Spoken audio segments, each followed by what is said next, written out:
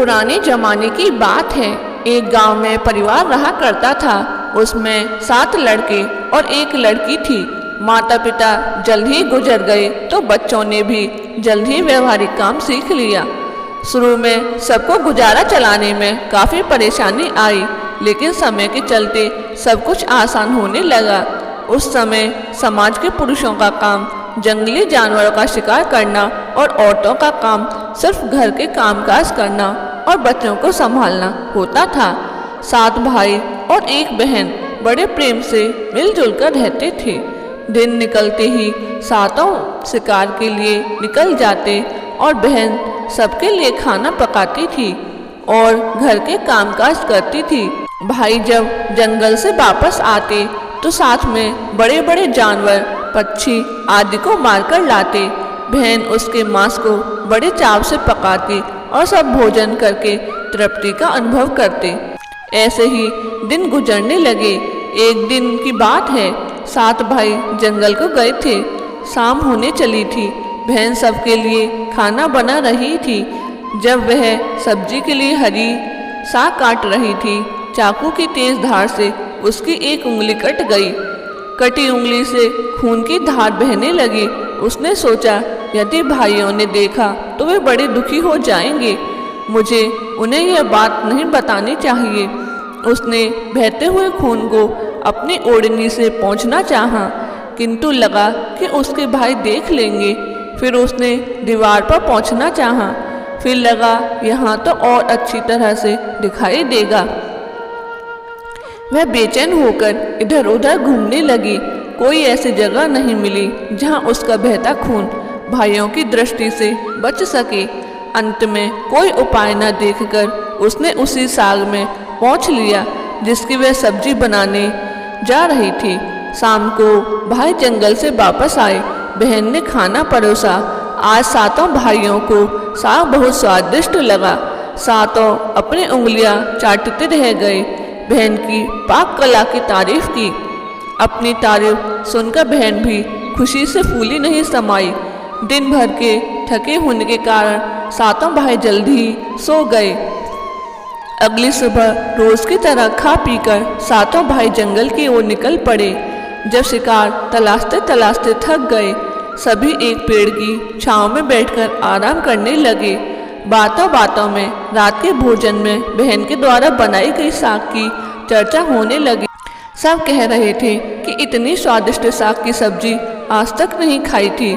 सबने तय किया कि आज इसके बारे में बहन से जरूर पूछेंगे और जान लेंगे कि साग में उसने क्या क्या मिलाया था। शाम को 7 भाइयों ने दोबारा बहन की पाक कुशलता की तारीफ करते हुए पूछा, प्यारी बहन, कल रात के साग में तुमने क्या क्या मिलाया था? बहन बताना नहीं चाहती थी। वह सोच रही थी कि अगर उन्हें पता चला कि उसकी उंगली कट गई है तो सभी बहुत दुखी हो जाएंगे। इसलिए उसने जवाब में कहा, कुछ नहीं। बड़े भाई ने कहा, प्यारी बहना, तुम्हें बताना ही पड़ेगा। मैं जानना चाहता हूँ कि हमारी बहन ने इतना स्वादिष्ट साग कैसे बनाया। तुम्हें मेरी सौगंध है। बड़े भाई का सब सम्मान करते थे। बहन को सच बोलना ही पड़ा। उसने धीरे धीरे सारी बात बताते हुए कहा, बस इतना ही, अपना खून मिला दिया था और ज्यादा कुछ नहीं। यह सुनकर 6 भाइयों के मन में एक कुटिल ख्याल आने लगा।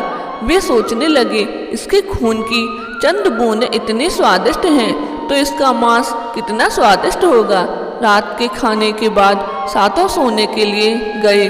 7 में फिर उसी बात की चर्चा छिड़ गई। बड़ा भाई कहने लगा, अरे खून की कुछ बूंदें इतनी स्वादिष्ट हैं तो शरीर का मांस कितना स्वादिष्ट होगा। सबने बड़े भाई की बात में हाँ में हाँ मिलाई। अगले दिन शिकार के लिए जाते समय 7 ने यह योजना बनाई कि बहन को मारकर उसका मांस बनाएंगे। खूब स्वादिष्ट होगा। 7वें भाई को अपने बड़े भाइयों की युक्ति बिल्कुल भी उचित नहीं लगी। वह अपनी प्यारी बहन को बचाने के लिए बेचैन हो गया। वह खुलकर इसका विरोध नहीं कर सकता था क्योंकि 6 भाई एक तरफ थे।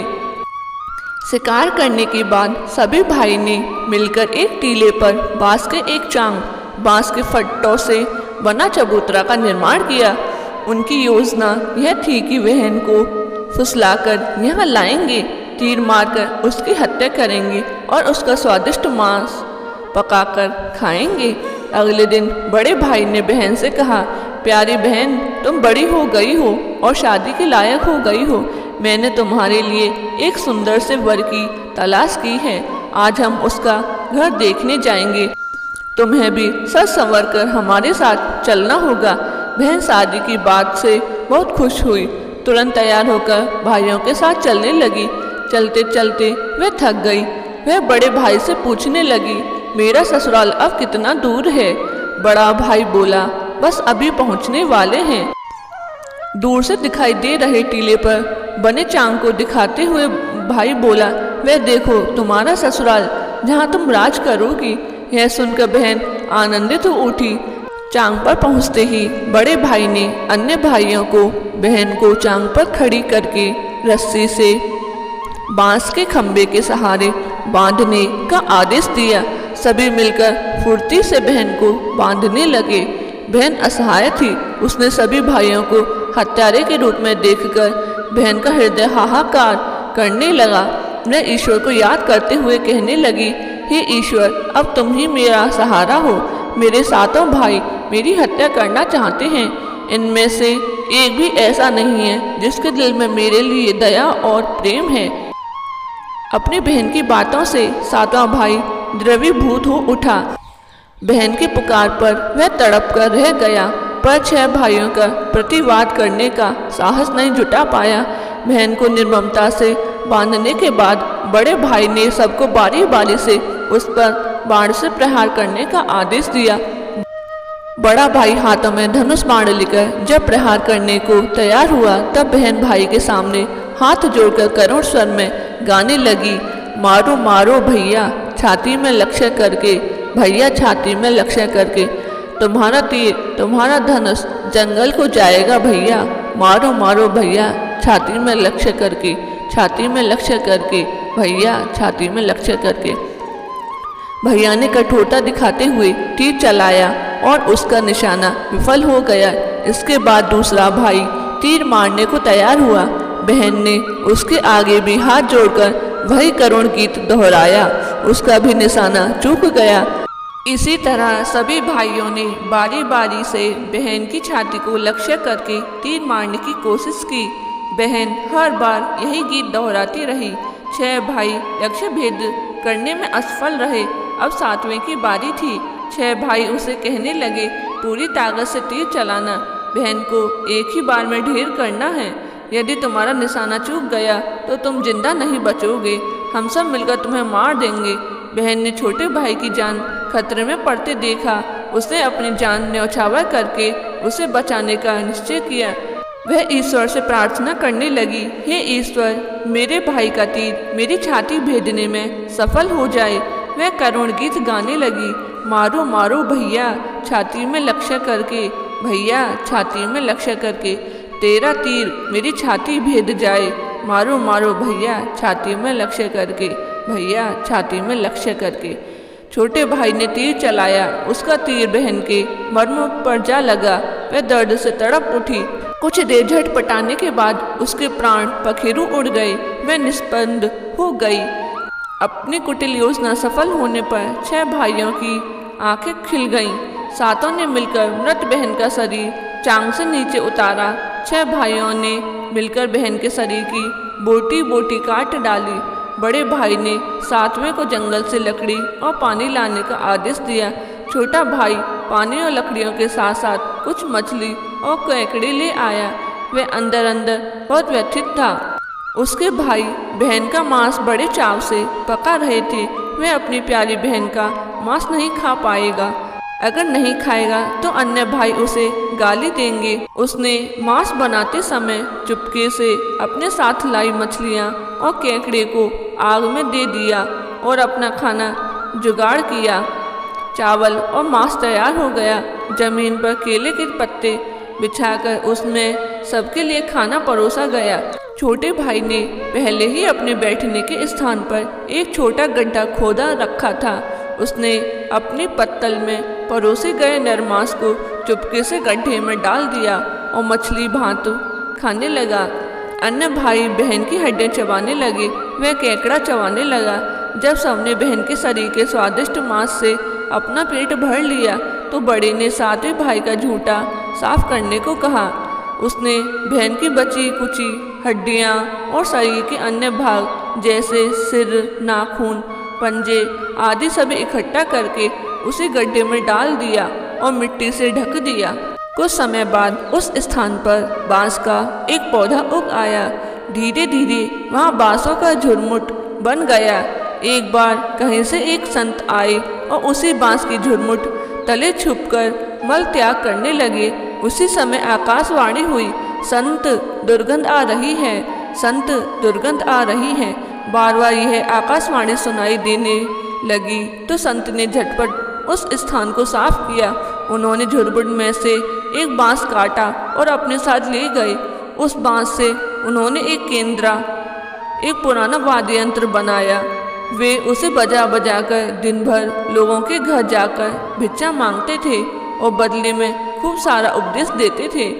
एक दिन संत भिक्षा के लिए बड़े भाई के द्वार पर गए। तब तक 6 भाइयों का विवाह हो चुका था, केवल 7वां कुंवारा था। ज्यों ही संत ने बड़े भाई के आंगन में कदम रखा त्यों ही संत का केंद्रा स्वयं बोल उठा, नहीं बजोरे केंद्रा, यही है दुश्मन सबसे बड़ा, बड़े भाई के घर नहीं बजोरे केंद्रा। दया प्रेम सब छोड़कर रिश्ते में यही दाग लगाया, नहीं बजोरे केंद्रा, यही है दुश्मन सबसे बड़ा, बड़े भाई के घर नहीं बजोरे केंद्रा, बड़े भाई के घर नहीं बजोरे केंद्रा। योगी के बाजे से बार-बार निकल रही इस रुदन से बड़े भाई के पसीने छूट गए। उसने अपनी पत्नी से योगी को तुरंत भिक्षा देकर विदा करने को कहा। इसी तरह योगी बारी बारी से 6 भाइयों के द्वार पर उपस्थित हुए। उनके आंगन पर कदम रखते ही केंद्रा से स्वयं यही गीत बजने लगता। उन्होंने भी अपनी पत्नी को तुरंत ही कुछ भिक्षा देकर विदा करने को कहा।